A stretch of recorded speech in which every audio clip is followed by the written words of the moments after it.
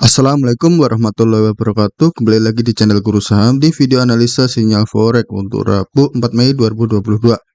Ya, jadi seperti biasa kita sudah update di Instagram guruforex_id. Bagi yang belum follow bisa di follow dulu agar bisa dapat sinyal dan analisa setiap harinya. Ya, jadi di sini kita ada dua sinyal di sini atau dua analisa di sini. Ini ada analisa intraday atau swing. Nah, di sini kita ada AUD New Zealand pertama ini, kemudian kita punya USD CAD ya. Jadi AUD New Zealand sendiri kita analisa dari time frame H1 hingga weekly. Kita ambil posisi buy karena kita lihat dia sudah break dari weekly resistance trendnya ya. Ya, di sini kalau kita perhatikan dia sudah breakout dari weekly resistance trendnya ya. Dari itu kita bisa ambil posisi buy, kita cari peluang P di bawah nanti. Ya. Kemudian untuk USD CAD kita lihat di H1 hingga daily dia ada juga potensi untuk breakout daily resistance trendnya. Jadi kita ambil posisinya buy juga untuk USD CAD.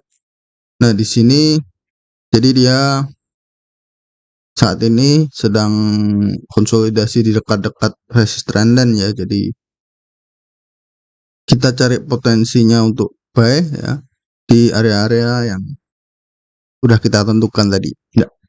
Di sini di AUD New Zealand kita buy limit di 1.08823.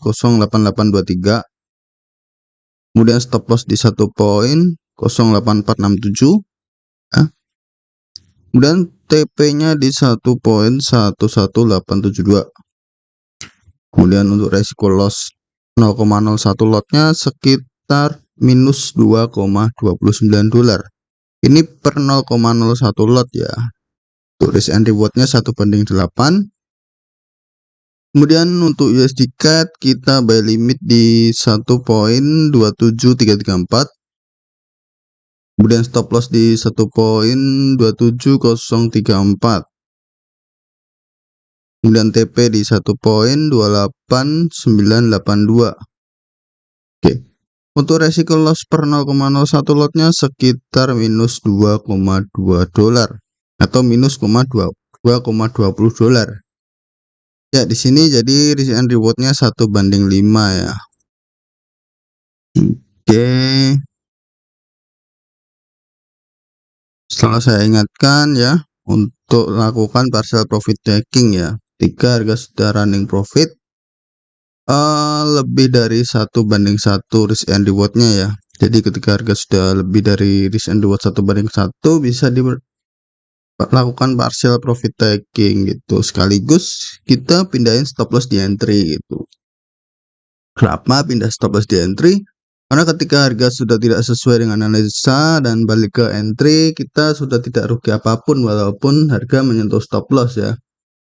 Sekaligus kan kita tadi sempat melakukan partial profit taking gitu. Jadi kita tidak rugi, tapi kita sudah mengamankan sebagian dari profit kita gitu. Oke, untuk analisanya bisa swipe kanan aja di sini. Nah, di sini untuk AUD New Zealand. Kemudian di sini ada USD CAD. Oke. Oh, seperti biasa jangan lupa like dulu. Kemudian kita nanti akan bahas satu persatu dari AUD New Zealand terlebih dahulu. Ini kita close saja. Jadi di sini AUD New Zealand ya. Kita pindah ke chart weekly dulu. Nah, di sini kalau kita perhatikan di chart weekly-nya, nah di sini kan membentuk area resist trendline ya. Di sini area swing juga, area swing dan membentuk area resist trendline ya. Nah, di sini pertama kalinya harga terbreak ya. Harga berhasil break pertama kalinya sejak terbentuknya resist trendline 2015 lalu ya. Jadi selama kurang lebih 7 tahun, dan ini pertama kalinya harga berhasil break dari resist trendline ya. Oke, kembali ke daily. Nah, Di daily juga dia juga sudah membentuk breakout structure juga di sini. Di sini ada breakout structure ya. Kemudian untuk posisi buy yang kita rekomendasikan di area ini karena di sini ada area demand, walaupun tidak di area support trendline, tapi kita bisa ambil di area demand saja ya. Karena itu area yang bagus untuk koreksi atau area bagus untuk retest ya. Kemudian di H4, nah di H4 sendiri di sini ada imbalance area ya.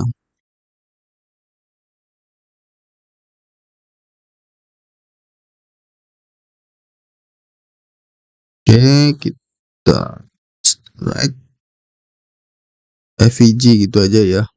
Kan teman-teman udah pada tahu kan kalau FVG itu fair value gap atau imbalance area ya. Jadi harga masih ada kemungkinan untuk koreksi ke bawah. Nah, masuk ke area buy limit, kemudian melanjutkan penaikan itu ya.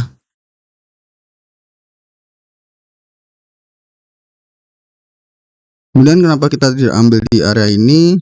Di sini kan juga ada area demand ya. Karena di sini kita lihat ada area equal low atau equal structure ya. Nah, jadi di sini kita menghindari hal ini. Nah, biasanya harga turun setelah masuk ke area FVG, turun menembus area ini ya. Tembus kemudian rebound lagi gitu. Maka dari itu kita ambil posisi area demand yang lebih bawah lagi di sini. Walaupun di sini juga ada area equal structure atau equal low, tapi saya rasa nggak nyampe ya, atau masih kurang jauh ya, masih terlalu jauh ya. Kalau mau mengarah ke sini, kalau mengarah ke situ kan bisa jadi harga berbalik arah atau false break ya. Jadi kalau harga begini, jadi dia akan membentuk charge ya atau change of character di sini ya. Jadi harganya sudah berubah dari analisa ya. Jadi ketika harga break, nah seperti ini dia membentuk change of character ya. Jadi ketika change of character terbentuk, nah ini kan change of character ya. Kalau sampai berhasil break di sini ya, walaupun di sini ada area support trendline, nah kemungkinan di sini kan dia rebound juga. Tapi harga sudah berubah dari trend bullishnya di sini. Jadi dia sudah ada change of character. Kemungkinan harga setelah rebound masuk ke area supply ya dan melanjutkan penurunan gitu.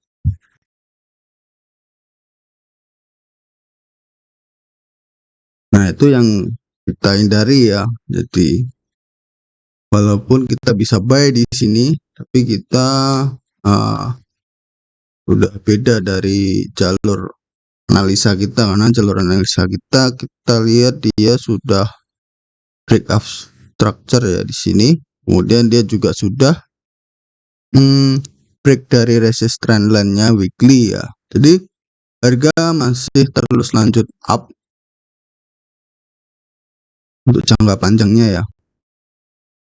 Jadi ketika harga berhasil break dari stop loss ini ya, harga otomatis sudah berubah arah ya, atau sudah tidak sesuai dengan analisa kita gitu. Nah, maka dari itu di sini adalah yang kita lihat area untuk buy terbaik kita kalau AUD New Zealand berhasil retest ya dan melanjutkan kenaikan ya. Nah, itu adalah tempat terbaik untuk kita buy ya. Tapi bisa saja AUD New Zealand cuman retest di area ini dan lanjut naik ya. Jadi nanti ketika dia tidak menyentuh area buy limit, kita bisa ambil posisi buy lagi ketika dia sudah breakout structure di sini ya. Kita tunggu dia untuk kembali lagi ke area demand ya. dan kita bisa untuk play di sini. Seperti itu ya, jadi caranya.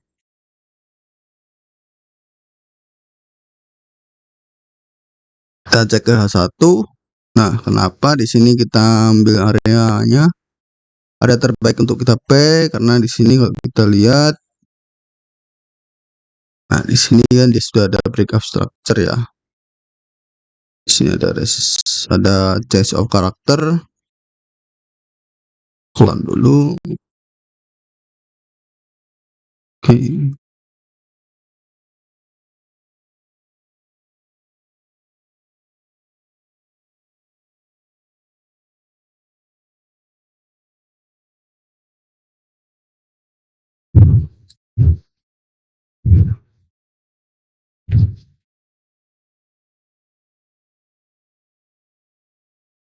Oke, kemudian di sini ada breakup structure ya. Nah,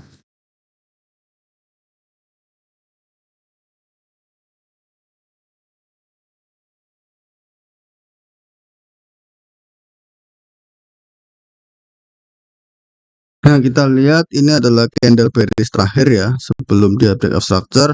Nah, di sini adalah candle bearish yang sempurna di sini ya. Pada di sini adalah pin bar atau doji. Jadi kita hindari itu aja. Jadi kita pakai candle yang ini ya.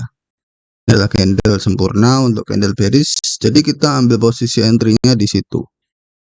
Kenapa di candle bearish? Karena itu adalah penurunan terakhir sebelum dia bullish ya. Jadi dia itu adalah penurunan terakhir sebelum melanjutkan kenaikan ya. Kemudian di sini ada area FVG ya yang saya sebutkan tadi. Nah, di situ adalah menjadi daya tarik untuk AUD New Zealand untuk koreksi ya. Jadi di sini udah bagus ya, untuk area belinya ya atau area buy.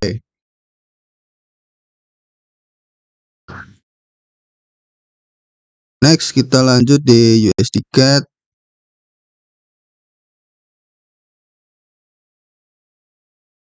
Nah, untuk USD CAD sendiri kita cek ke time frame daily terlebih dahulu. Nah, di sini juga hampir sama ya, mirip-mirip ya.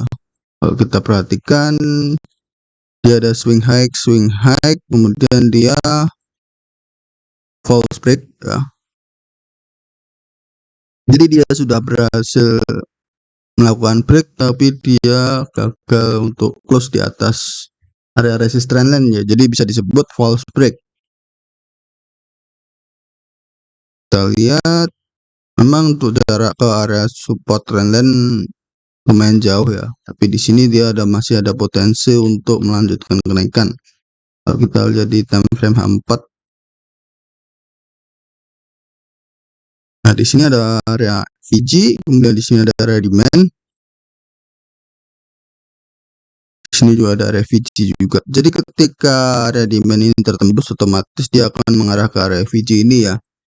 Ini adalah tempat terbaik untuk kita buy atau tempat terdekat lah, atau area demand terdekat lah, itu istilahnya ya. Oke, kita pindah ke H1. Nah, di sini H1 kelihatan sekali ya area FVG-nya ya di sini. Ini area FVG H1. Kalau tadi dia 4 kan, nah seperti cuma setengah gini kan, karena bisa ditarik ke atas ini. Tapi kita pakai yang time frame kecil karena FVG atau imbalance area itu semakin kecil time frame-nya semakin akurat ya, semakin kuat gitu. Seperti di sini juga ada area FVG di H1 ya. Apalagi kalau ada FVG di M30 gitu.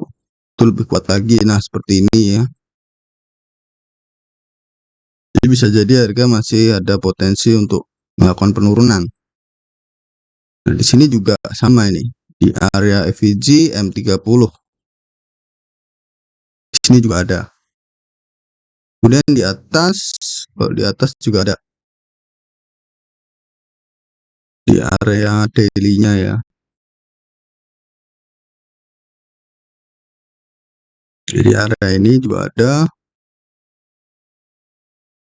Di sini juga ada ya. Jadi memang harga akan suatu saat bakal balik lagi ke arah ini ya. Nah, di sini kalau kita lihat eh, ada FVG ya di sini ya.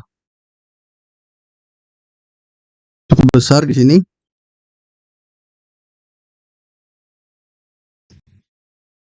Dan belum tersentuh ya di sini ya. Oke, kita balik lagi ke H4. Nah, kebetulan di sini dia juga membentuk suatu pattern ya, atau bordering pattern. Untuk tren pendeknya dia masih bearish. Di sini kita ambil area demand ya. Untuk area demand kita ambil di time frame lebih kecil lagi seperti M30 atau M15.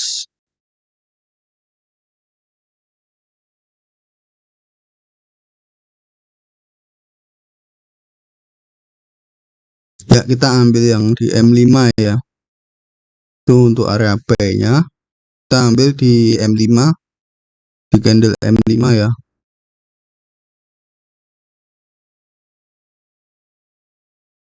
Kita balik lagi ke H1. Nah, di sini dia masih bearish ya. Kemudian di sini juga ada breakout structure juga. Ini masih baru di breakout structure-nya. Kita tambahin dulu.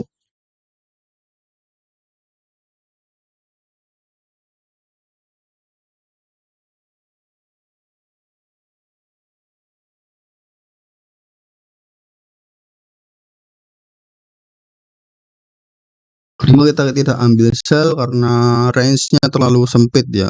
Misalkan kita ambil sell, otomatis TP di area ini ya. Misalkan kita sell di sini, stop loss di sini, nah, kita cuma dapat range-nya tipis gitu. Nah, jadi untuk USD CAD ya, kita ambil yang di sini aja untuk area demand. Kita balik ke M5, karena kita tadi pakai candle M5.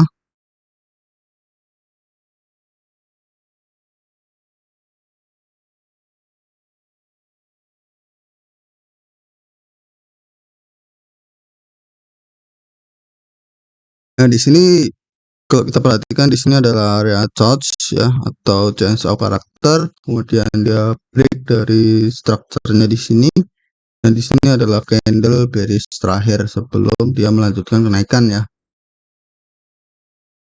Kalau kita perhatikan seperti itu. Jadi range-nya sama, dua kali lipatnya, dua kali lipat dari ukuran candle. Kalau kita zoom lagi seperti ini, wujud aslinya ini. Jadi dua kali lipat dari ukuran candle ya.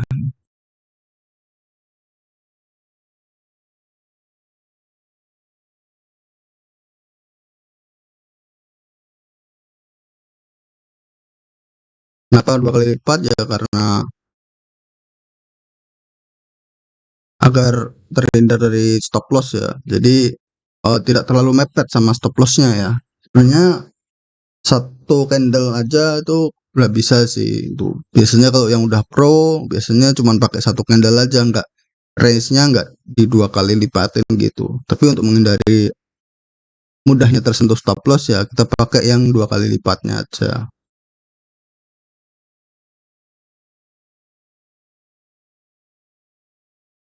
Untuk USD CAD ini harga juga dipengaruhi dengan harga-harga DXY ya, seperti DXY. Ini baru saja tak gambar. Di DXY sendiri dia juga masih melanjutkan kenaikan ya. Dia juga berhasil break dari weekly resistance line-nya di sini. Dia berhasil break ya. Kemudian masih melanjutkan kenaikan. Kemudian di US 10 yield atau obligasinya atau suku bunga. Nah, di sini US masih berpulang untuk melanjutkan kenaikan ya. Atau suku bunga bakal dinaikin lagi mungkin sampai ke area 3,5% ya. Nah, di sini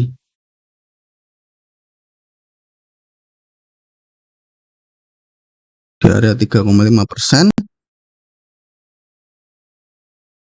Kemungkinan USD per USD semua yang berhubungan dengan USD masih melanjutkan kenaikan ya.